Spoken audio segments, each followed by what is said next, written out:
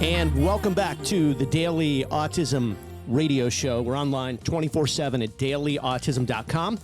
This is a radio show primarily for the parents of autistic kids and, of course, the professionals in that industry. So we have a lot of therapists that listen, a lot of OT, PT, ABA, RBTs. I could go on and on and on. Speech. Yeah, I can't leave out the speech.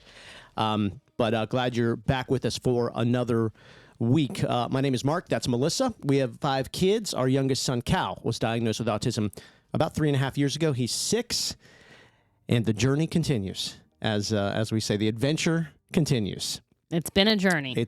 A lot to learn. Real quick, what about that video this week in Tampa, just outside of Tampa, of that girl that was found? She went missing. She eloped. She took off. Parents called the sheriff's office, and man, that body cam video of them finding her in like a swamp area.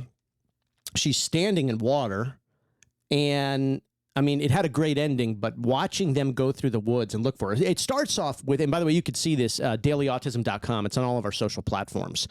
It starts off in the helicopter, and they're doing that imaging, that heat imaging. And the helicopter pilot's like, I see something in the woods. He's like, I think that's her. And so he's guiding the other deputies on the ground to go get her. But man, it is just so scary. Oh, she's so lucky. I mean, this area is exactly where alligators would be. Well, I mean, between the gators, a pack of coyotes. I mean, she's only 5. She's little. Yeah. So, and then the water itself. I mean, that's the big thing. And she was standing, and it wasn't where she was at that moment. It wasn't too deep, but obviously it looked like it was going to get a lot deeper. And she kept wandering around and just, I try to tell people, they're like eloping. What eloping? I was like, well, they're runners. They'll run away from you.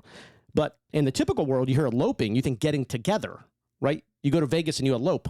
Oh, yeah. You get together. But it actually, in the special needs autism, space, eloping is actually running away. Yeah. They're going and joining other things, so, and it's primarily, as we know, water for a lot of these kids. And that's where she went. She ran to the water. I don't know what it is. Like a lot of them do it.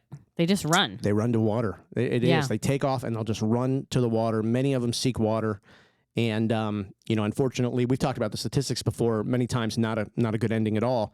But this was. And so, just a mention and a shout out to law enforcement. Something else I was thinking, too.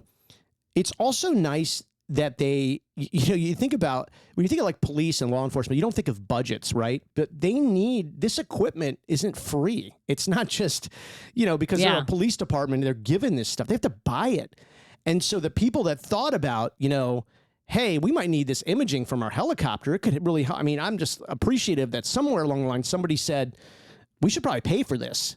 Yeah. They wouldn't have found her probably otherwise. No. And there's, there's another story out right now out of Nashville, and the child's still missing, and it's an older child, 16, hoping for the best in that. And I was reading some things, and, they have drones now that they'll put drones in the sky, and they've got these imaging, and so they can put multiple drones in the sky and cover a large area at once and see if they can, see heat. It's really fascinating what they can do. And it's so... Yeah, a lot of times you think of, they're looking for a bad guy when you see the drones and the helicopters. And I don't think that anymore. When I see the helicopter, I go, I wonder if one of these kids got away. Yeah. I don't even think about, most people say, there's something bad happening. Somebody's on the loose. Somebody's on the run.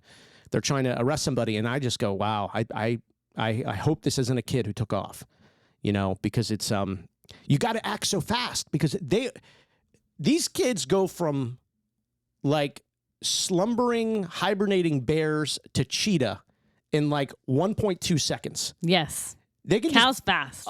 Yeah, but they get fast from they don't need to ramp up. They can be laying on a couch and just get up and take off. I mean, they get fast quick. It reminds me of the combine and those football players laying flat on their back and then having to jump up. Yeah, those drills, that is what it is. I mean, they're so fast, and it's like, sometimes I'm like, where do you get this speed? That is crazy. And even the coordination and the balance, a lot of these kids, you talk about, I remember the therapist saying, a lot of them have tippy toe issues where they kind of walk up on their toes and stuff like that, but not when they run. Yeah. For some reason, it all gets put together. Yeah, it is strange. It's wild. I mean, it's really wild. But that video, again, dailyautism.com, on our Facebook, Instagram, TikTok. I have it on my LinkedIn. And you can link to all of those platforms there. It makes your heart drop. Yeah. I could keep watching that video. I've watched it probably 20 to 30 times. The first time I saw it, I know I watched it at least 5 before I did something. It's the first time you watch it, there is that lump and you don't know what. When the helicopter pilot says, "I think I see her," and I went, "Oh no." I didn't know how it was going to end. The headline was, frantic search for missing autistic girl, something like that. Right. I didn't know what the ending was. And she has her arms up, like, pick me up. The officer's like, come here. And then she picks her arm. I mean, it's interesting. I think, she had a moment where she wanted to get out of there when she saw the police. She did not. They say that's not always the case. They say sometimes that they'll see and the person will, they're scared. Yeah. So they're like, they didn't want to go be with anybody. They wanted to elope alone and go somewhere. Yeah. And she looked to be nonverbal. I think so. Yeah. Yeah. I don't remember that part of the story, but I think you're right about that. Yeah. Yeah. So what a story. Thank you to the police officers and again, to whoever does the budgeting there. Yeah, they did a good job. The Hillsborough County Sheriff's Office, and you had the technology and you had a great trained pilot and everybody, it all worked together, and the officers were great with her when they took her out. And we need stories like that also to bring awareness. It can't always be the bad endings. It's just so hard to talk about. Yeah. It's so hard to talk about. So I was really thankful that we had something to say, okay, this happens. This isn't always the ending. So what can we do? Even on my LinkedIn post, I was like, do you have locks on your doors? Do you have a Ring doorbell system that can alert you if there's movement around any of your house? Right. I also said, are you familiar with Angel Sense, the GPS tracking technology? Like when these situations happen, these are the conversations we need to have. These are the things that parents need to be posting on social media, because any one of those things or all of them may have totally prevented this or made this helicopter search unnecessary. Like the Angel Sense, they would just know exactly where she was. Right. You know what I mean? Yeah. So they would just know. I mean, it's remarkable technology. I was actually emailing with them after this story, and even the people from Angel Sense says, "Wow, could you believe that video?" And I mean, and that's their business, that's their life mission. And even you see a helpless 5-year-old girl, and you just go, "Wow, I just can't." I mean, it's my neck, my throat was getting tight watching it. The first time I hit play, and I said to myself, "I don't know if I'm ready for this today." Some days you just can't. And I was in a thing that day, a funk that day.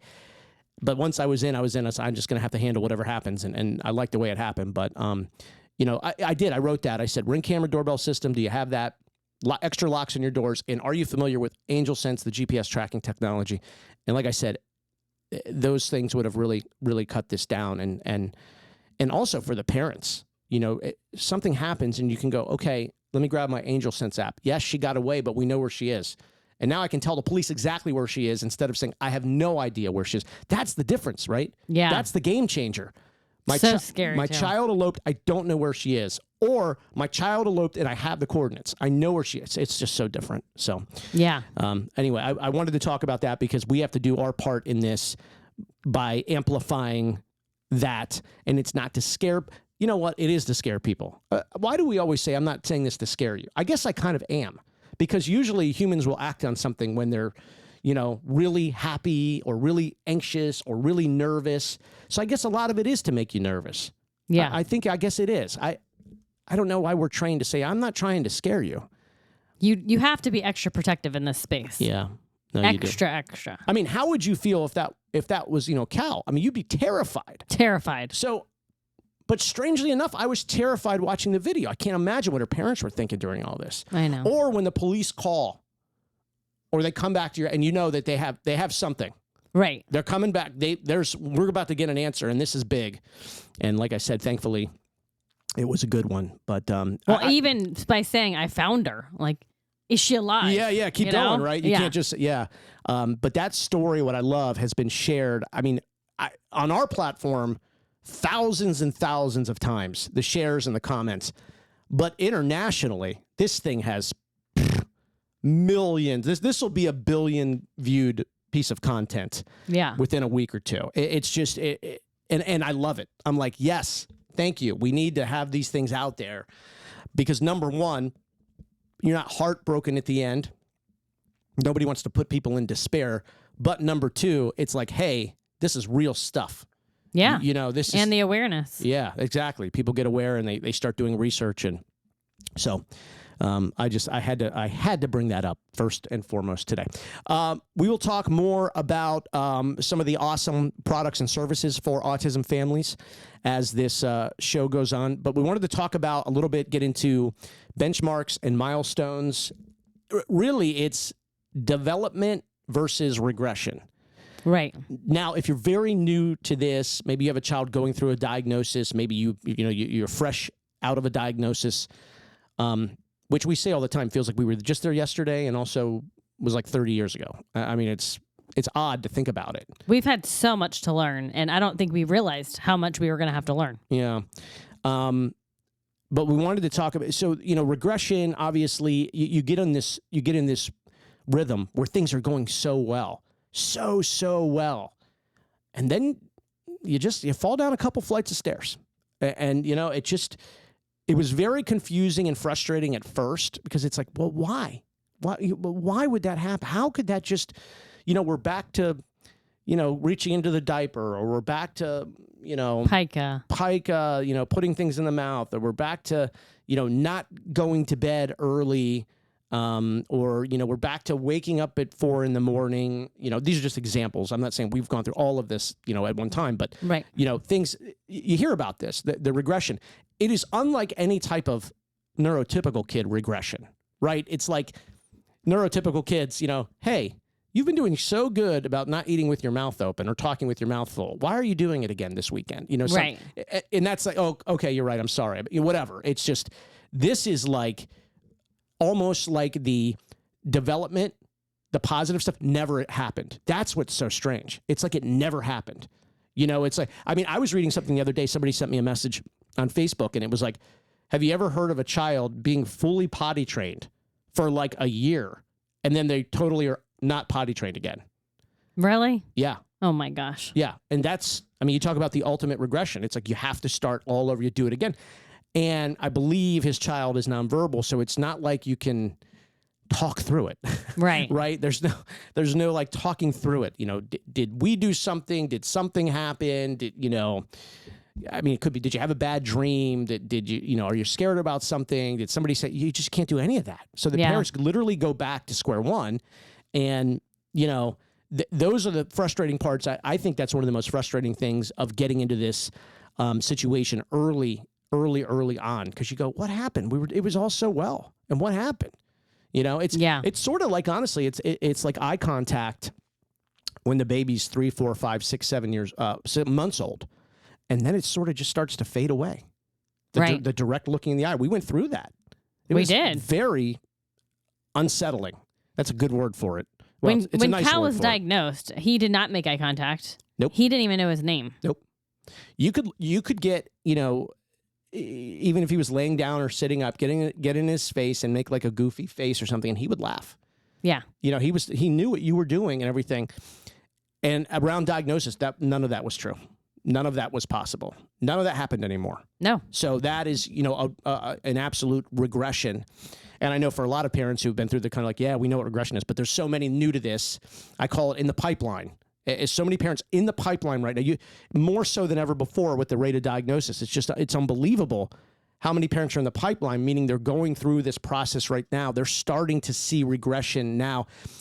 I guess the one good thing is that there's so much research now that they're telling parents, watch for this, watch for that. There's a chance that this could happen, and so they're seeing it earlier because they're being made aware of it. It's still heartbreaking. Yeah. The toughest part is when a doctor says they're going through a regression right now. They may lose the ability to do this, do that, and then you're kind of sitting around waiting for it to happen. Right. It can be very hard. It is crazy. Like the early diagnosis, like at 3, like we had no idea what was ahead, and it definitely got harder. And it really started in kindergarten. Like that's when it's like, holy crap, like what is going on? And right now, being in first grade, we had a very tough start to the beginning of the school year. And now all of a sudden we're seeing positive changes. Yep. Yeah. And so we said this, I think last week, you something you learn as a parent, you say these things, positive changes, development, positivity, going in the right direction, all of that stuff, benchmarks and milestones. And then, but you have an understanding as time goes on, this could regress too. We could start all over. Yeah. And you just have, and it's still frustrating. There's days it drives parents to cry, to just, you have your own kind of internal meltdown where you're like, I'm so tired. I can't do, we're doing another week of headbanging or screaming or throwing things. And you're just, why is this back? Why is this happening? And then you sort of, it's like a workout at the gym. You just are like, I'm kind of trained for this. It hurts and everything, but I know that this was a possibility, and you just go through with it. But he's made some really great developments here in the last few months. We opened up a sensory studio in Pinellas County. It's a private studio, so families can be with their child, and it's safe. There's no triggers. There's no other people there working, or other families or kids or whatever. So it's just that, and that has really helped his overall development. It really has. It has absolutely helped his focus, his concentration, his happiness. Physically, he's just from a practical point, he's burning more calories, he's working more muscles, and then, you get into more of the vestibular networks and the vestibular systems and everything, and how he's sensing gravity and all of that. It just is like been really great. And so I think that's something that's been a big ingredient in the recipe. But, we're also on, year 3 of intense therapy. And when I say intense, I mean, some people go, whoa, what's intense therapy? It's just consistent is what we mean. Yes. It's consistent therapies and attacking from everywhere, from speech, from PT, OT, all of it, right? And it's just, you have goals in mind and things you want to do, and you have one therapy that's working off of another thing that's developing. It's just all of that stuff. And we've been in a good, positive development, forward motion thing. And I really think it's because doing multiple things at once. So many people will say, we're going to try this now. And I go, well, what else are you going to do? And they go, well, we're just going to focus on that. And of course, I never tell anybody what to do. I mean, if they ask what we do, I tell them. But my thought is on that is, it's so much harder to just try to do one thing at one time and to have big expectations. Let it all work together. When Cal was diagnosed at 3, he didn't know how to play. Like, he didn't know how to play with toys and stuff. So he's learned over the years how to do that. But then so many families become isolated. Like, you're just at home. So as far as the studio goes, he's able to play again. Like he didn't even really know how to go up steps because we don't have steps at our house. Yeah. And at the studio, there's steps. So learning how to go up the steps, just running his overall coordination, but his body's more regulated. So he is able right now to be able to get out of his meltdowns very, very fast. Yeah. Like before, it could last like 10 minutes. Now it's lasting not even a minute. Yeah. I mean, full on meltdown. I mean, in full active, like, yes, 10, 12, maybe 15 minutes. They were rough ones. But this is another thing people don't understand either, is that it's not like it's over and everything's over. Some of this carried through for the whole weekend. There were some Saturday mornings it was like, what is going on? And he would get out of it, but he still was in kind of a cloud for a whole weekend. We've had weekends like that. Yeah. And you feel awful because he's just, he's not happy, sad. He's down. Something's bothering him, scary, all of that. And so, yeah, now we're kind of working through this stuff much quicker. Which is first off, just from a health perspective, it's so much healthier for him to not be in that state. I mean, think about it. You're banging your head. Your body's like freaking out inside. Your blood pressure's through the roof. I mean, you're screaming. I mean, sometimes you're kind of like clawing yourself, your arms or your face or pulling your own hair. I mean, it's just inside of, I feel like I guess we do. We go through it with them. I mean, you go through it with them. It takes it out of you. It takes it out of you. I remember trying to go through the car line for the first time when he was in kindergarten, and it was seriously a 30-minute meltdown. And then getting in the car driving home, he carried on. Then that did carry over into the weekend. And I'm like, I'm never doing this again. Yeah. So you have to, and part of that too is we don't put him in situations anymore that we know is going to set him off. So even as far as getting picked up early on in preschool and stuff, you would help me pick him up. Do you remember getting him in and out of the car? It was awful. I would have to prepare myself for, a portion of the afternoon. I mean, I took different things. I'd pack up the car, different things I might need, different things that might help me. Just getting him in his car seat. There were days, there were days I had to drive him home. He was not in his car seat. And it was, I didn't know what my choices were. I mean, I'd have to pull over, on the side of the road. He was getting out of his seat. And it was like, sometimes you just have to say, it's going to be a net negative, a net neutral, or a net positive.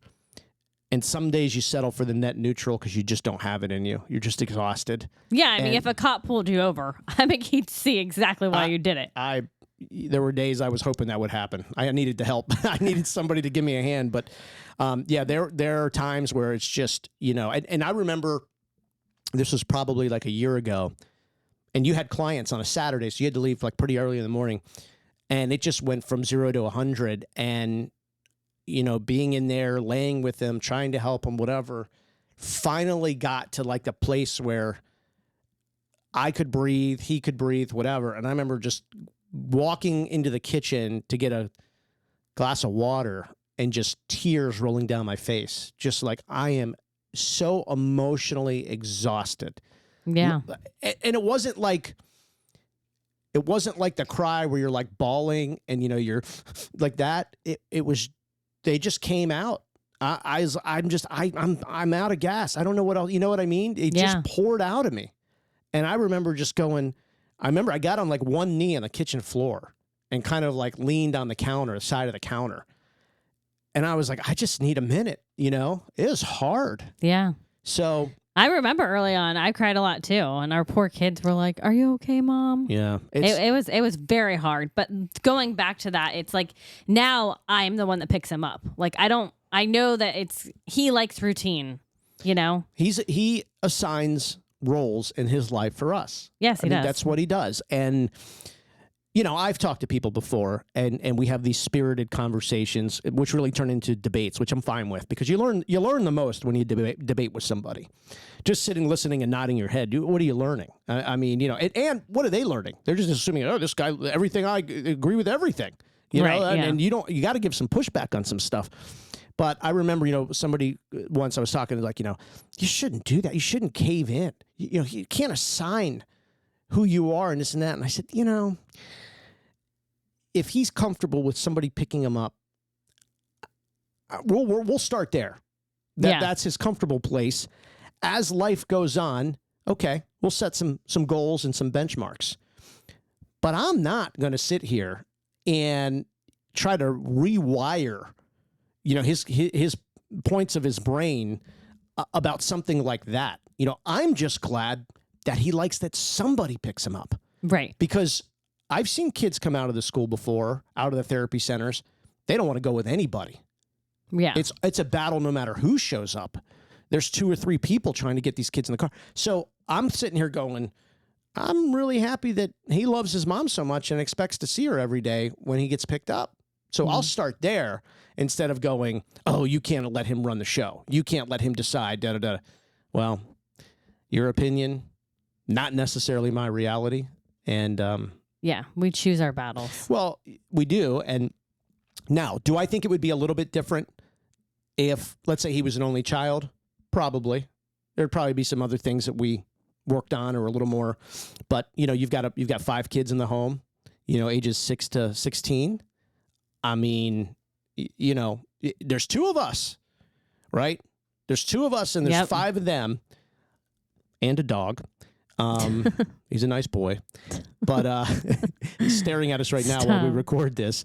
But I just, I really think something for parents to really think about. And aside from, the judgment, because I'm not here judging other people who may do something different. I trust, your kid better and you're working with your spouse or caregiver, whatever. But your kid the best. And so right now for us, this is what works. It keeps us somewhat sane. Yeah.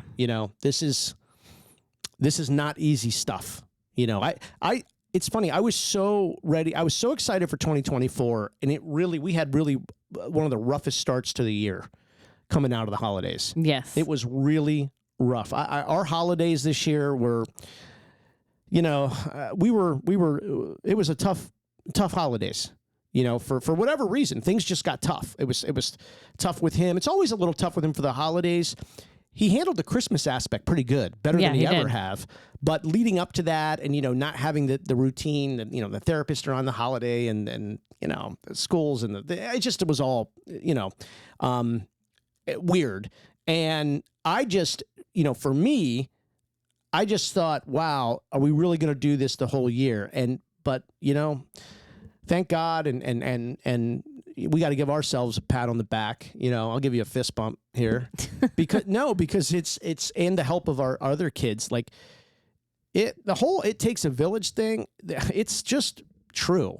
You got to ask for help. You got to lean on other people. Yeah, you got to. Mm-hmm. I mean, I don't know of another way to do it.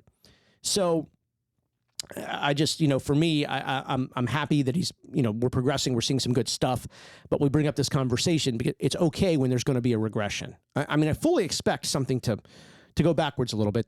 It's happened every step of the way with everything. Right. Right. There was a moment, remember, he loved brushing his teeth, and we were like, oh my gosh, where did this come from? And then one day he just stopped, and he was like, I've never, he just wouldn't do it. Now he can't wait he'll ask sometimes. Yeah. Now he has to brush his teeth. Time to brush my teeth. I'm like, well, here we go. Like, we didn't have to prompt you. We didn't have to go that. You just know that that's what you're going to do. It's still in a repetition. It's a certain time of night. He knows it's after he eats dinner, it's after he plays a little bit, whatever, and it's right before he goes to bed. And some people push back on that, and they say, well, you can't have, it's a regimen. And I'm like, don't we all sort of brush our teeth at the same time every day? Yeah. Yeah. I don't think that's bad. I mean, we usually shower it's usually at the beginning of the day or the end of the day, sometimes both. Right. But what's wrong with, you know what I mean? I feel sometimes we get so, everything can't be, just cut down routine. I'm like, hygiene is pretty routine. We pretty much do the same hygiene things every day at the same time. Yes. I don't think that's a bad thing. I don't think any of it's bad. I think having a routine is fine. Yeah, especially when it's like hygiene. I mean, when he assigns people to do certain things, it's why are you going to fight with that, Yeah. There's no point in him having a meltdown. If you know that's going to cause a meltdown, why would you do it? Right. So we just don't. Right. Like, we stopped taking him to restaurants. What's the point? He doesn't care. He doesn't want to go. We don't take him to the park because now we have our studio. Right. And it's just a much better, safe environment. Yeah. I mean, I can tell you the pushback from people on that because I get it with people. And I, like I said, I appreciate the pushback because I don't get pushback and assume, oh, I'm offended. That's not like that at all. I'm like, I like the pushback I'm getting. But it's like, well, shouldn't you teach him to be in a social setting, a social way? Well, look, he's 6.5 right now physically. Developmentally, he's like 3. Yeah. At least that's what the neurologists say. Right. So, how important is it to really push your 3-year-old to go into a restaurant? Exactly. I know a lot of neurotypical parents who have 2-year-olds, and they're like, I'd never take my kid to a restaurant now. Yeah. And I'm like, why? And they're like, well, right now my kid's going through this phase where they're a brat, and it's not worth going out and the screaming and throwing. And I'm like, right. And that's a neurotypical kid. Right. So it's okay if, you're, if you have autism and you're just like, it's just not working out right now. Maybe one day. And also, nothing's forever. Like, you can pace this as you want to go. Some people make assumptions when parents are doing something that this is what they're going to do or not do their whole life or their child's whole life. It's just a terrible assumption to make. Yeah. It really is just terrible. But that's easy for people. It's a prepackaged idea, so they take it and they run with it. But it's not really. I mean, we've changed courses so many times. I don't even know what your driving schedule is right now. And folks, I'm not kidding. Every day I get up and I'm like, where are you going today? And for what times are you going there? Every day. I mean, I have changed it a lot, but that's what's helped him progress. That's what's helped him progress. We've taken him out of situations that weren't working so great, and we've doubled and tripled down on situations that were working out really good. So it's like more of that there or more of that type of thing here, whatever. And so I think that's also a method to the madness too, is when you can seize something because it's working, like, go seize that thing. Yeah. And things like it. You know what I mean? Yeah. And just mix things around and get creative, get curious. Like I said, I don't think doing one thing at one time is the answer. Some parents swear by it. They're like, oh no. I mean, we do speech all day, 3 days a week. And then, you know, the off days, like he'll go to the park or something and that's all we do. Hey, if it works, that's great. You know, I think there's some opportunities out there to mix things in, mix things up, because I've really seen things build off each other. I've seen the speech get better as the, you know, when he's working with his hands and sensory stuff. Occupational therapy. OT, yeah. I've seen the speech get better when he's kind of doing those fine motor skills. And I've seen the fine motor skills get better when the behavior stuff, when he can focus, is better. I mean, it's building blocks. It's developmentally. You know, we've got all these cells in our body, and they're depending on a lot of other ecosystems in our body to work well so they can work well. And I think I really believe with the brain, it's the same thing. It needs these other things to work to get things right. Right. You know? So, so I was able to cut his hair this week, which was a huge deal. Well, that's a huge milestone. That's a big one. Listen, folks, he hasn't had a haircut in over a year. Yes. I mean, imagine that. You know, I mean, that's, yeah. And anyway, you could see it, like it's really long, but you talk about seizing the opportunity. Now, yes. I was totally against this, just so people, you know. I was totally against it. And I was actually about to beg her not to do this, but Cal's getting out of the shower and, you know, he needs 24/7 while he's awake care. So someone's got to be with him at all times. And he gets out. He was in a great mood that day. And the hair, we know when it's wet. Oh my God. I mean, it's like, from afar, if I told people we had 3 daughters and 2 sons, they would believe it just by the hair. Right. I mean, and it was long on his neck. Like, it was long. Yeah. Like past his shoulders. Past his shoulders. And he's gotten so good with like washing his hair and brushing his hair.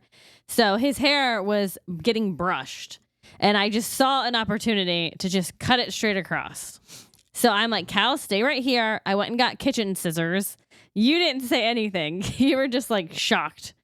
And I told him to stay still, and I cut 2 inches right off the bottom. I was saying things in my mind. Trust me. Yeah. Oh, yeah. What were you saying? Oh, I can't say it here.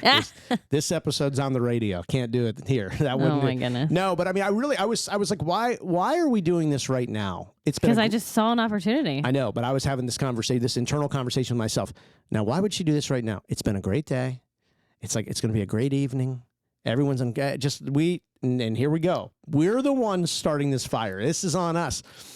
But I got to give you credit because you did it smooth. Now, for those of you who don't know, Melissa's a professional hairstylist. You know, you've been doing this, you know, your whole life. You know what you're doing.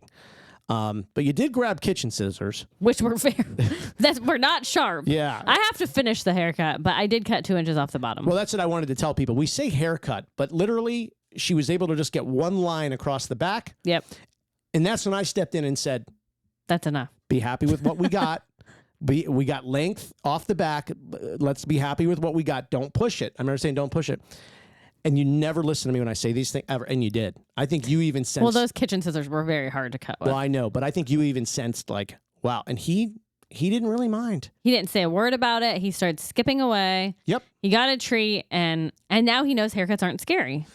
Yes, but I would not do clippers. Absolutely not. Well, the noise and the vibration, it's too much for him. But yesterday, the dog goes and gets shaved. Our dog, Barkley, is a golden retriever. And so he goes and, I mean, he looked at, talk about another kid who needed a haircut. Oh, my gosh. Barkley, his hair was the awful. dog, it was out of control. So he looked like a new dog. It looked like we actually dropped off 2 dogs and came home with 1.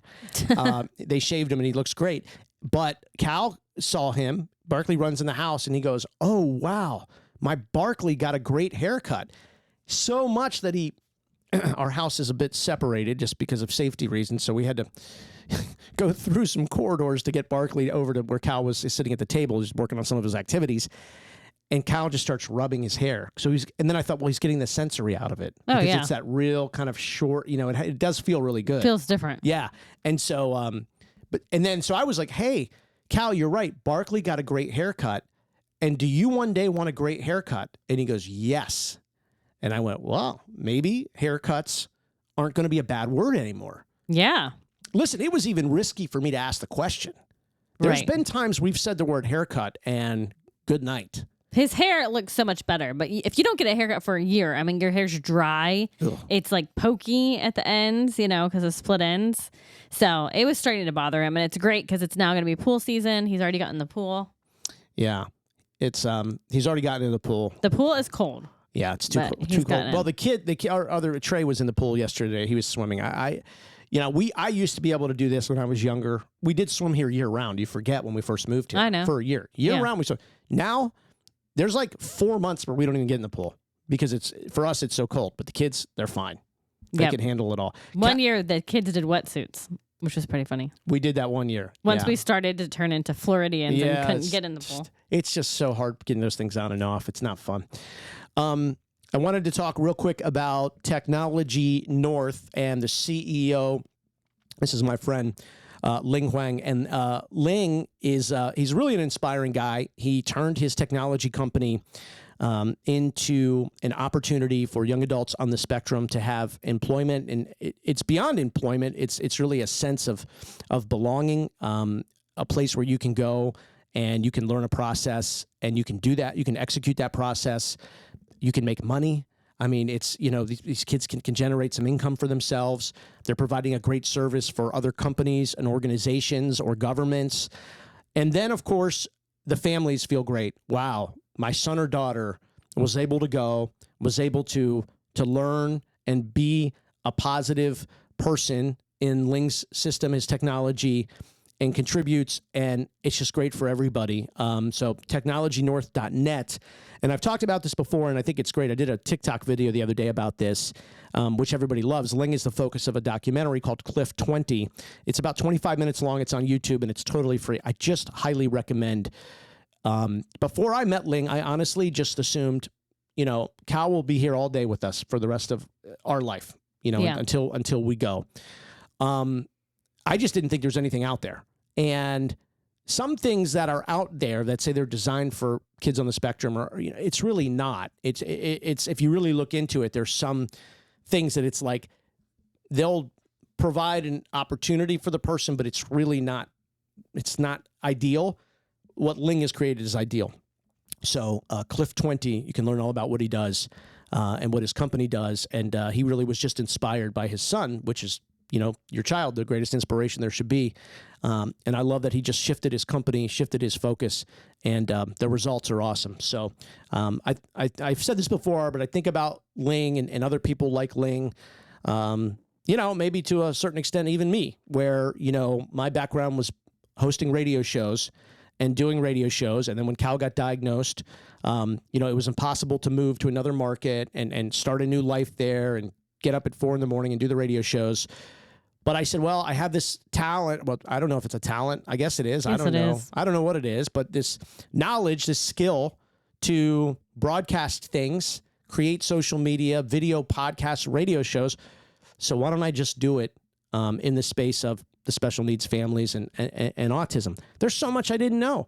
If I didn't know it, how do other people know it? Right? Like I didn't know things like the technology Ling created. I didn't know about Angel Sense. I didn't know about prebiotics. I knew about I know about prebiotics and how they can help the ASD gut and feed the bacteria, the healthy bacteria, the probiotics. So I just love when people take something and they go, wow, I've done this. I've done well at this. Now I'm going to pivot and refocus because this is part of my life. I just think it's really cool. Yeah. And I think that for stuff like prebiotics, you have to create it if it doesn't exist. Yes. You know what I mean? Yes. And I mean, that's... And focus on the autism community. Exactly. And I think that's, for me, that was the interesting part of this whole thing. It was, okay, this doesn't exist right now. Nobody's talking about it. Nobody's consistently creating media for the parents of autism. I've gotten messages over the years and saying, why are you talking to parents? Why aren't you just talking to autistic people? And I said, I can't do that. I don't know what I would say. That would not be authentic. Yeah. A parent of an autistic kid, I'm ready for that, right? That's our life all day, every day. Right. So I'll create all that content. But I think what you're doing has to be, authentic. You've got to really say, this is what I do all day, every day. I wanted to talk about this LinkedIn post I made, which, some people are commenting, and I just think interesting. I've been seeing more and more online channels for the parents of autism that are like, hey, you're the best. Nobody's better than you. You're doing this. You totally have control of this situation. And I don't know if this is just like a thing where the social media algorithms are amplifying that content. So that's why all these people are doing it. Mm-hmm. But I'll tell you, this morning, I read like 3 in a row. These are on Facebook. And I'm like, I'm just tired of seeing this. I'm tired of people telling parents, special needs parents, that you got it. You're in control. It's all good. You figured it out. And I'm going, that's not real. I don't think that's real. You know what I mean? I don't know that you ever really figure it out because things are changing so much. Yeah, so I wrote, that I'm not a fan of the channels that preach you're doing everything right. And I won't read the whole post, but I just kind of said, does that really, ask yourself, does that messaging really make you feel like, does that reverberate with you? Are you like, yeah, that's me. I'm doing everything right. I'm spot on. I'm totally in control. I got this all day. And so I just wrote, I said, this is kind of the way I look at it. You aren't doing everything right. You don't have it 100% handled. You can redirect some of your efforts and strategies. You're tired. Sometimes you'll make the wrong decisions. You can also change your mind. You can wish this wasn't your situation. You can feel proud and guilty, and sometimes simultaneously. And you can be scared and brave sometimes simultaneously. And then I just wrote, I think that's human and that's real. And I'm starting to see in this space more. First off, I'm glad that there are more people in this space that are starting to come in this space. I'm massively appreciative for that. Yeah. Because there's not a lot. Even so now there's more coming in, but there's not a lot. So I'm glad more people are having the conversation. And I'm glad that this type of agenda is out there because it might be for some people. I just know a lot of the people I've talked to over the years and the people that have connected with me and reached out with me, that is not the perspective that we have. Right. Right. And I don't know that it's good going around telling yourself, I'm on, I got this, I'm doing this. It's all handled.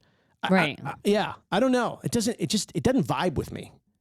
I get it. Yeah. I didn't really like that. I kind of thought to myself, accepting that there's something bigger or this situation is bigger than just me. It's okay. Yeah. I've told you before, I find peace with just going, I'm not in control. I'm not, what's going on now? It could be a meltdown. It could be a situation, with whatever has to do with Cal. And sometimes I just go, this is a lot bigger than me. I can't control this right now. I can not really affect the immediate outcome. Accept it. Well, we're not really in control. I mean, we don't know what the rest of his day brings. And we used to get super anxious about it. And now we just I don't know. What's the word? We just expect it. I mean, we expect that it's unpredictable. Yeah, and so what you're saying is kind of where, right? You're not in control. No, you don't totally have it. You don't. You're not walking around feeling like, yeah, I'm doing it. I'm like, no. I don't know. I mean, my background anyway, my perspective, and just growing up playing sports and high school sports, and even now having our kids are athletes. I would never want them to just say, I got it. No. Well, I mean, and like you're saying that, you should never think you're the best. You know what I mean? Because you can always work to be better. Always. Yes. And in this situation, it's like I said, you don't have to say that you're intentionally screwing this up. I don't believe that either. But to say, I fully have got my hand around this situation. No way. Yeah. I'm like, that doesn't resonate with me at all. And so I was getting some messages on LinkedIn after I wrote it. And people were like, hey, what were the accounts? And I said, it's a lot. It's a few of them. But I've noticed it more recently of just like, it's a very bizarre kind of an angle to take for special needs, I really thought. So I'm glad you agree. Because I do agree. Well, even talking about the positive changes he's made, we still don't know what's ahead, so there could be regression. Yeah. Yeah. And even though I feel like we're kind of not smooth sailing, but in a way, because we're getting some changes, and it feels like forever that there hasn't been much change, it can stop at any moment. It could stop at any moment. It has before, and I know for one thing, it will again. I mean, there's just no doubt that there's going to be more peaks and valleys. And the bad behaviors can come back. Right. Yeah. I want to give a quick shout out to the Lift Academy in Clearwater, Florida. They are a phenomenal organization. Learning Independence for Tomorrow. They've got an open house coming up March the 28th. That is a Thursday from 3:30 to 6 p.m. You can go, you can meet Lyft's leaders, you can check out, their exceptional education opportunities. Over 95% of their students are on a scholarship. They can help you get through that process. It's liftfl.org, liftfl.org. And again, it's an open house Thursday, March 28th, 3:30 to 6. I really wanted to spotlight that because they do great work there. And I know a lot of families that have gone and they say, had I not found Lyft, I'm not sure, what our child would be doing right now. So that's a great event. They're great people up there. And I just think that's really cool. Also, Growing Up Prebiotics from Begin Health. I mentioned earlier about the prebiotics, and this is one of the first companies we started researching. I just love that the CEO of this company came at this because of her own personal experience with these gut issues. That's another thing too that I love about this space. So commonly you're dealing with people who are also handling these things at home, right? And it's like, right. So, of course a business, has to succeed. It's got to generate revenue. But when your intention to get involved in this space and do this is because of one that's very personal, I love that. I absolutely love that. It's a personal thing. It's not like a boardroom thing. And I just think that's really cool. Prebiotics, do your research. I did, but I got to tell you, when you talk about digestive and immune health, you've got to start with prebiotics. One of Cal's doctors years ago said his gut is a mess, and you got to get working on it. So prebiotics, by the way, kind of the food for the probiotics. I always say the prebiotics make the probiotics happy. Yeah. And probiotics are good, so shouldn't we make them happy? Right. You're my wife. Shouldn't I make you happy? Yeah. Yeah, I'm the prebiotic. You're the probiotic. I just made that up on the fly. That's pretty good. Well, I like it. Yeah. Oh, I know you do. I know you do. So you can get that at dailyautism.com. If you're going to do that, you might as well grab our discount, dailyautism.com, for the Begin Health probiotics. Our friends at the Original Krabby Bills, thank you for your partnership. Indian Rocks Beach, Florida.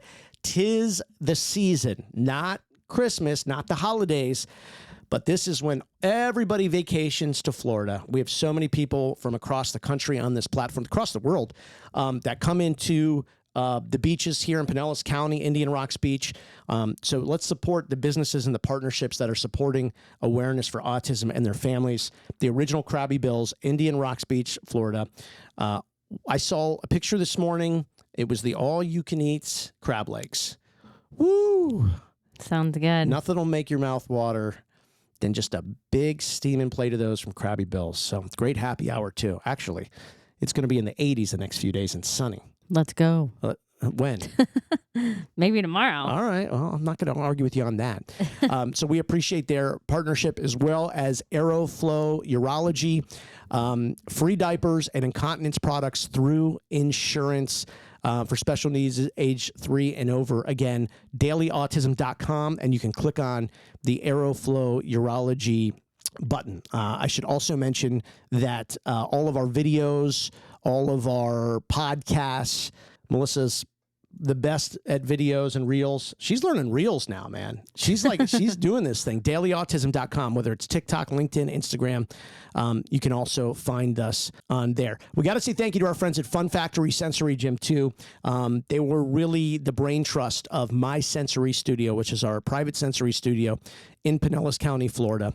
And we just want to thank them for their great work. Their YouTube page is awesome. And they do like the reveals where they go in and they kind of like what they did for us. It's an empty room. And then they bring in like the owners of the house or the owners of the therapy center or the hospital or whatever. And they're like, look. And it's like, oh my gosh, it looks nothing like it. It's really, really cool. So they're just, they're really great people. Fun Factory Sensory Gym is who they are. And again, they are just fantastic people. And our friends at Angel Sense, again, you can link to them at our website, dailyautism.com, and learn all about the GPS tracking technology. It's great. Cal has the device, which is wearable, like in a pocket or in a backpack. They also have a watch. which is really cool. This kind of looks like an Apple iWatch, and it does the same thing. Speakerphone capabilities. You can tap in, listen to the environment. Of course, the GPS tracking. You can notify certain people in your community if he were to elope and run. So really, really cool. Angelsense.com. And again, you can link to that through dailyautism.com. All right, great show. Appreciate it. Yep. We'll see you online 24/7 at dailyautism.com.